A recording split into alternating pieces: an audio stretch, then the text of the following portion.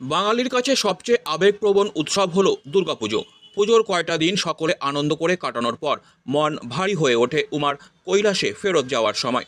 কিন্তু মা বারে বারেই মর্তে ফিরে আসেন বিভিন্ন রূপে তার পরিবারের কাছে। আর তেমনি এবারও হেমন্তকাল পড়তেই সময় চলে এসেছে মা দুর্গার কাত্যায়নী রূপে আগমনের। আর প্রতি বছরের মতো এবছরও মা কাত্যায়নীর পুজোর প্রস্তুতি শুরু হয়েছে জলপাইগুড়ি শহরের রায়কোটপাড়ার ভট্টাচার্য পরিবারে। এবছর তাদের ৭৮তম পুজো অনুষ্ঠিত হচ্ছে। স্বাধীনতার পর থেকেই এই পুজোর রীতি চলে আসছে তাদের পরিবারে। যদিও ২২৮ বছর আগে বাংলাদেশের ঢাকা জেলার মানিকগঞ্জ সাব ডিভিশনের ফুলিয়া গ্রামে এই পূজার প্রচলন করেছিলেন স্বর্ণময়ী দেবী। এরপর ১৯৪৭ সালে অমরেন্দ্রনাথ ভট্টাচার্য এদেশে এসে জলপাইগুড়ি শহরের রায়কোটপাড়ায় এই পুজো শুরু করেন মন্দির প্রতিষ্ঠা করে। সেই থেকে জলপাইগুড়ি শহরে প্রতি বছর এই পুজো অনুষ্ঠিত হয়ে আসছে। দেবী কাত্যায়নী হলেন দেবী দুর্গার একটি বিশেষ রূপ। মা দুর্গার মোট ৯টি বিশেষ রূপের মধ্যে কাত্যায়নী হলেন দেবীর ৬ষ্ঠতম রূপ। বর্তমানে ভট্টাচার্য পরিবারের সদস্যরা জলপাইগুড়ি শহরে তাদের বাড়িতে এই পুজোর রীতি পালন করে চলেছেন পরিবারের ঐতিহ্য মেনে। আগামী ৮ই ডিসেম্বর থেকে পুজো শুরু হবে। ৮ই ডিসেম্বর সপ্তমী অষ্টমীর পুজো একসাথে হবে। এই পুজোতে প্রতি বছর কয়েক হাজার মানুষের সমাগম হয়ে থাকে। রায়কোটপাড়ার ভট্টাচার্য বাড়িতে বর্তমানে চলছে প্রতিমা গড়ার কাজ। ভট্টাচার্য পরিবারের প্রবীণ সদস্য বিদ্যুৎ ভট্টাচার্য জানান, কাত্যায়নী পুজোর নিয়ম দুর্গাপুজোর মতোই সম্পূর্ণ এক। ষষ্ঠী থেকে দশমী পর্যন্ত চলবে পুজো। দশমীর পরে বাড়িতেই নিত্যদিনের পুজো করা হবে মায়ের।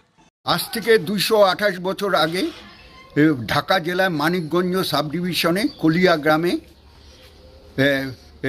গ্রামে এই পূজা প্রচলন করেছিলেন স্বর্ণময়ী দেবী। ১৯৪৭ সালে আমার বাবা অমরেন্দ্রনাথ ভট্টাচার্য এখানে এসে এই মন্দির প্রতিষ্ঠা করেন। আর এই মন্দির প্রতিষ্ঠা করেন তখন থেকে এই পূজা চলে আসছে। আর এই পূজায় কোনো এত হয়েছে, মানে মহামারী কোনো দিন এটা পূজা কবে থেকে কবে হবে? পূজা ৮ তারিখে হলো, সপ্তমী অষ্টমী এবার একদিনে হবে, নবমী ৯ তারিখে, দশমী পূজা ঠাকুর ঘরে থেকে যাবে। আমরা সারা বছর পূজা করব। বর্তমানে কারা করছে পূজা আমরা এই ৬ ভাই মিলে করছি। ভট্টাচার্য কি নাম? আমার বাবার নাম ছিল অমরেন্দ্রনাথ ভট্টাচার্য, কাব্য ব্যাকরণ তীর্থ, কীর্তরত্ন, স্বর্ণপদকপ্রাপ্ত জ্যোতিষ শিরোমণি। তিনি এই পূজাটা এই জলপাইগুড়িতে প্রচলন করেছিলেন। এখন কত বছর হলো? ৭৮ বছর জলপাইগুড়িতে। হ্যাঁ, জলপাইগুড়িতে।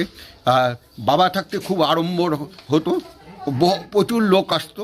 এখন সেই আড়ম্বর কিছুটা ভাটা পড়লেও ঐতিহ্যকে ধরে রেখেছি। ঠিক।